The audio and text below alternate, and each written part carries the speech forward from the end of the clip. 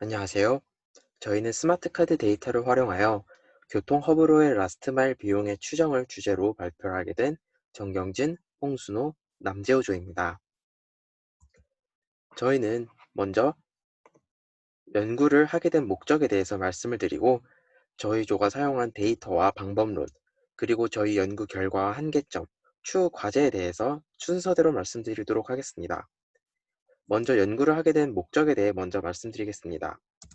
모든 사람들은 교통수단을 이용하기 위하여 정류장까지 이동을 합니다. 하지만 이러한 이동은 추정하기 어렵다는 이유로 많은 연구에서 간과되는 경향이 있었습니다. 예컨대 많은 연구들은 행정동과 같은 타즈를 설정하여 이를 중심으로 구역 간 통행에 관심이 있었을 뿐, 타즈 내에서의 이동 비용에 대해서는 무시되는 측면이 있어 실제 통행 비용이 과소 추정되는 경우가 많았습니다. 따라서 저희는 교통 허브점까지의 라스트 마일 비용을 구하는 모델을 만들어 보고자 의견을 모으게 되었고, 이를 통하여 본 연구를 시작하게 되었습니다. 다음은 저희가 사용한 데이터와 방법론에 대해서 말씀드리겠습니다.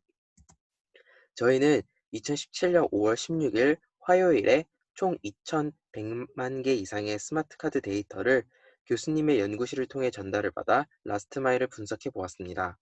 또한 한국통계청에서 제공하는 집계구 데이터를 활용하였습니다. 집계구 데이터는 500명 안팎의 인구를 묶은 구역으로 기존 행정동 데이터보다 더 자세한 인구 분포를 확인할 수 있다는 장점이 있습니다. 데이터를 저희가 원하는 케이스에만 분석을 하기 위하여 파싱을 먼저 진행하였습니다. 이전 통행이 어떤 형태였든 상관없이 마지막 통행이 서브웨이와 버스, 그리고 서브웨이인 경우만 따로 추출하였습니다.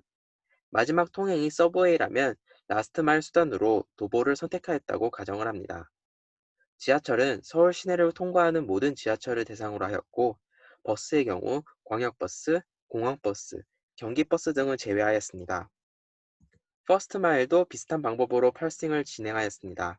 교통수단 코드 첫 번째가 버스, 두 번째가 지하철이거나 첫 번째가 지하철인 경우가 저희가 구하는 퍼스트 마일에 맞는 상황입니다. 데이터 파싱을 통하여 얻은 그래프들을 보면서 라스트 마일의 특성에 대해서 말씀드리겠습니다. 왼쪽 그래프는 최초 승차 시간의 분포이고, 오른쪽 그래프는 최종 하차 시간의 분포입니다. 예상하실 수 있는 것처럼 첨두 시간의 이용자의 수가 증가하는 모습을 보입니다. 퇴근 목적으로의 통행은 17시 이후부터 점차 증가하는 것을, 출근 목적의 통행은 10시 이전에 대부분 끝난다는 것을 예상할 수 있습니다.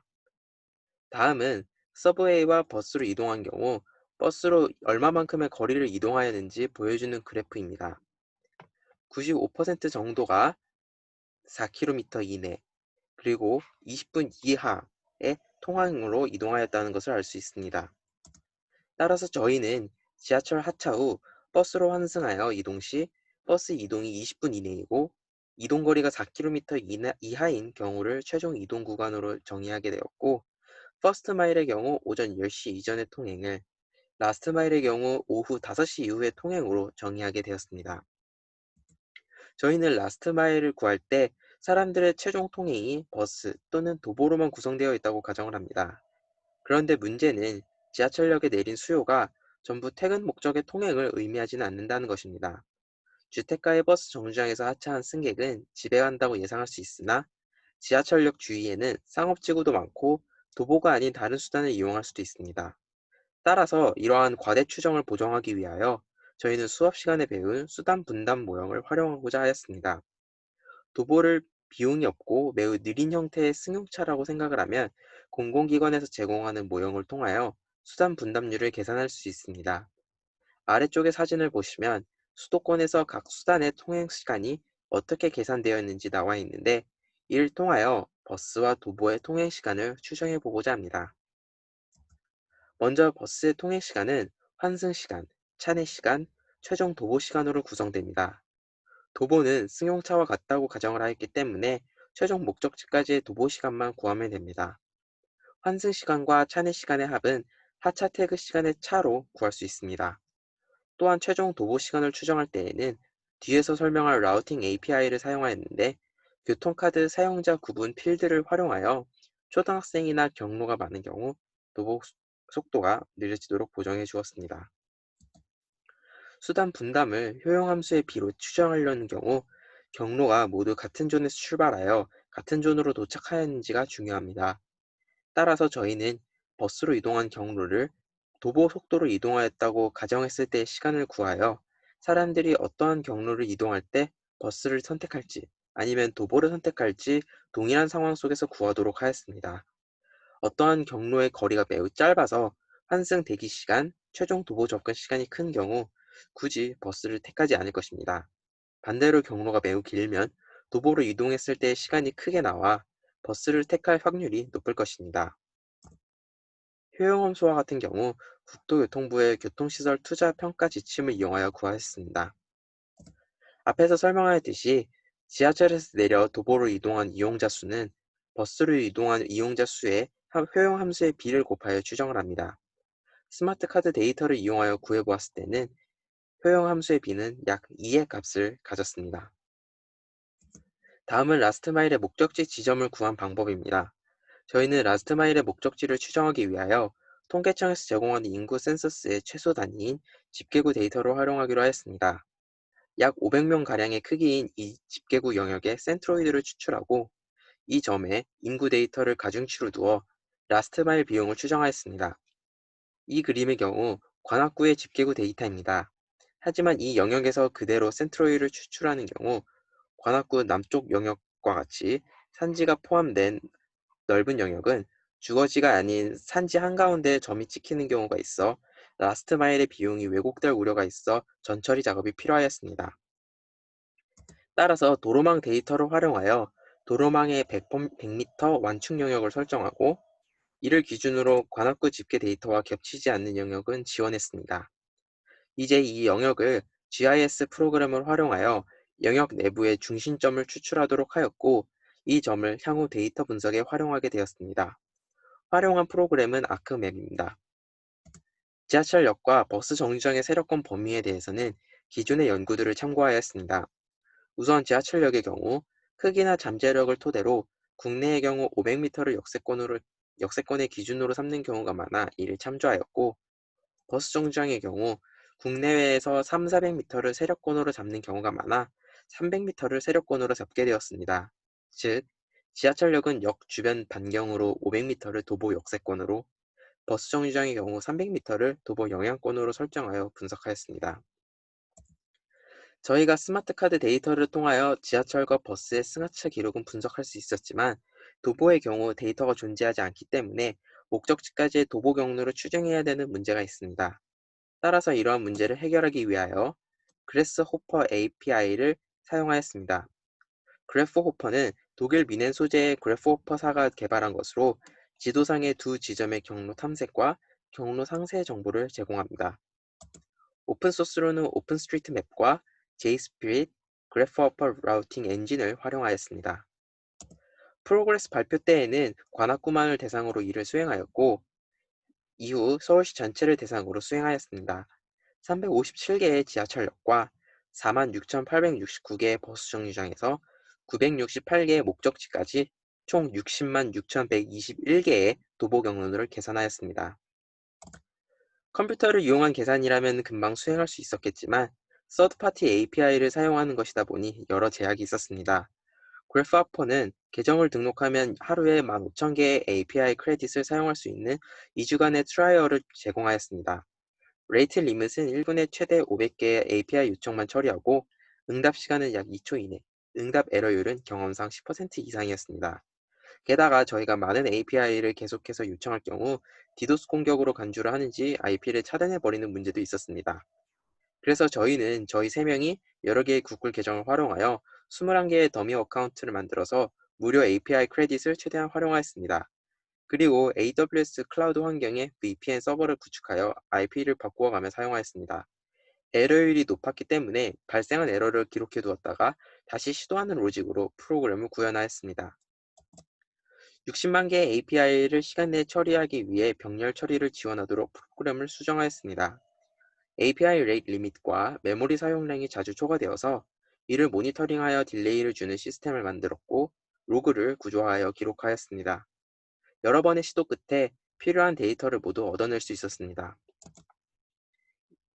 이는 사용한 장비의 스펙입니다. 이러한 식으로 여러 개의 프로세스에서 돌아가게 하여 시간을 단축하였습니다. 서울시 전체의 데이터를 얻는데 중간에 실패 몇 번을 포함하여 총 나흘 정도가 걸렸습니다. 최종적으로는 서울 시내 모든 지하철역, 버스 정류장에서의 목적지까지의 도보 경로와 시간을 얻어낼 수 있었습니다. 그 결과를 보시면 평균적인 소요 시간은 지하철역에서 422초, 버스 정류장에서는 252초였습니다. 구 단위로 보면 송파구에서 가장 도보 시간이 길었고 강북구에서 가장 작았습니다. 아마 송파구가 타 자치구에 비하여 평균 도보 시간이 높게 나타난 것은 마을 버스가 한 개도 없었기 때문에 버스 정류장으로서의 접근성이 타 자치구에 비하여 상대적으로 낮음에서 기인하는 것으로 예상됩니다. 저희 서울대가 속한 관악구는 중간쯤에 있습니다. 평균 도보 시간이 가장 큰 지하철역과 가장 작은 지하철역을 나열하면 다음과 같았습니다. 다음은 위 방법론을 통하여 도출된 결과에 대해서 살펴보도록 하겠습니다.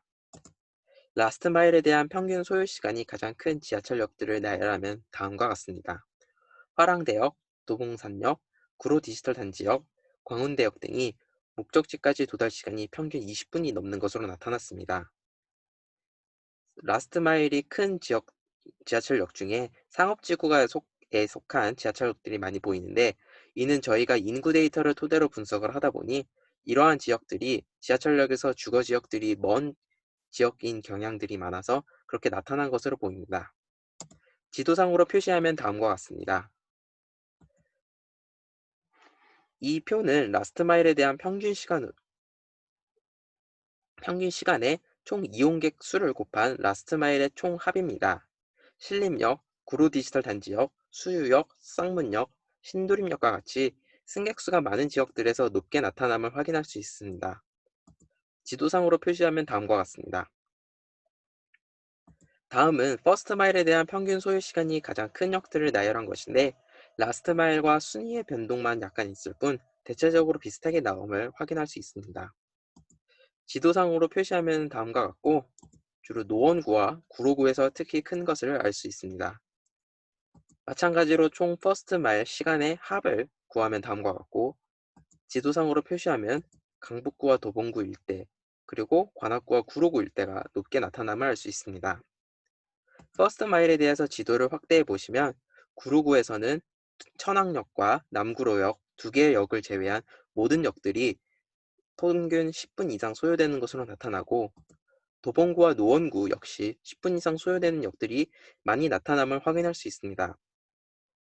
이들 지역에서 퍼스트 라스트 마일이 높게 나타나는 이유를 생각해 보았는데, 노원구의 경우 이 지역 중심지라고 할 수 있는 은행사거리 일대에서 가장 근접한 지하철역인 중계역으로 가는 버스보다 하계역으로 가는 버스가 훨씬 많음을 확인할 수 있었습니다. 이처럼 연계 교통의 여부가 퍼스트 라스트 마일의 크기에 영향을 높게 주고 있음을 확인할 수 있습니다. 다행인 것은 이 일대의 경우 이미 개통한 우이 신설선이 반영되지 않은 데이터이고, 또한 하계역을 지나는 방향으로 동북선 경전철 역시 공사 예정에 있어 높은 라스트 마일이 해소될 것으로 예측되는 바입니다. 다른 지하철역의 라스트 및 퍼스트 마일에 대해서는 첨부한 링크에서 확인하실 수 있습니다. 저희는 이렇게 도출된 라스트 마일 코스트에 대하여 다른 지표들과의 상관성 분석을 할 예정입니다. 따라서 관련 자료를 구득하기 위해 서울시 빅데이터 캠퍼스에 자료를 요청해 놓은 상황이며, 추후 보고서에서 관련된 내용을 추가할 예정입니다. 다음은 추후 논의점에 대해서 말씀드리겠습니다. 먼저 한계점에 대해서 말씀을 드리자면, 우선 도보를 속도가 느린 소형차로 가정하는 것이 약간 비약적일 수 있습니다. 국토교통부의 자료는 장거리 통행 전체에서 메인이 되는 통행만을 대상으로 하기 때문에 도보라는 수단을 포함하지 않아 그나마 비슷하다고 생각되는 자동차를 선택하였는데, 어느 한 지역을 직접 조사해 본다면 효용함수를 추정할 때 더 좋은 보정을 할 수 있을 것 같습니다. 또한 지하철역에서 내려 버스로 이동한 수요가 매우 적은 지역의 경우 추정의 오차가 심하게 발생을 합니다. 예컨대 버스로 이동한 수요가 50명이라면 지하철역에서 내린 사람이 5만 명이라고 해도 약 100에서 150명만 라스트 마일의 수요로 판단이 됩니다. 이것은 마치 싱글리 컨스트레인드 그래비티 모델과 더블리 그래비티 모델의 차이와 비슷한데, 추정 함수의 변수를 하나 추가해서 지하철에서 내린 수요를 모두 라스트 마일로 가정하기도 하면서 이터러블하게 구현을 했다면 조금 더 정확했을 것 같습니다. 라스트 마일과 퍼스트 마일은 환승 대기 시간이 포함되는지에 대한 차이 역시 존재하였습니다. 버스에서 내려서 지하철역으로 태그하여 들어가는 경우가 대기 시간이 더 적게 측정되는 것을 확인할 수 있었습니다. 따라서 라스트 마일과 퍼스트 마일을 직접적으로 비교하는 것에는 한계가 있지만 각각에서 순위를 매길 때에는 영향이 적을 것이라 생각을 하였습니다. 마지막으로 종로구, 중구와 같은 중심 업무지구의 경우 인구가 매우 적기 때문에 타 지역에 비하여 집계구 면적이 크게 나타나는 경향이 있었습니다. 집계구 데이터가 대략 500명 안팎으로 묶이기 때문에 아파트 단지의 경우 아파트 한두 동 면적이 하나의 집계구로 묶여 비교적 정확한 라스트 마일을 구할 수 있다고 추정이 되지만, 서울 시내는 주변 지역과 달리 상당히 넓게 나타나서 도보 라스트 마일이 왜곡될 우려가 있다고 생각이 됩니다. 따라서 추후에는 기존 연구인 연면적 등을 통하여 이러한 점들을 보완할 필요가 있다고 생각합니다. 아무쪼록 본 연구 이후 추후 과제로 말씀을 드리자면, 라스트 마일 비용이 크게 나타나는 원인을 파악하고 이를 해결하는 방법들에 대하여 강구해 볼 수 있을 것입니다. 최근 퍼스널 모빌리티가 활성화되고 있는 만큼 퍼스널 모빌리티 수요가 본 연구를 통하여 어느 지점에서 크게 나타날지 추측해 보는 것도 좋을 것입니다. 또한 라스트 마일 비용과 대체 교통수단의 존재 여부가 어떠한 상관성이 있는지 살펴보는 것 역시 좋을 것이고, 이러한 라스트 마일 비용이 거주민들의 삶과 정신건강에 어떤 영향을 주는지 연구하는 것 역시 생각해 볼 수 있을 것입니다. 저희 연구를 위하여 참조한 레퍼런스를 소개하자면 다음과 같습니다. 이상으로 저희 조 연구 발표를 들어주셔서 감사합니다.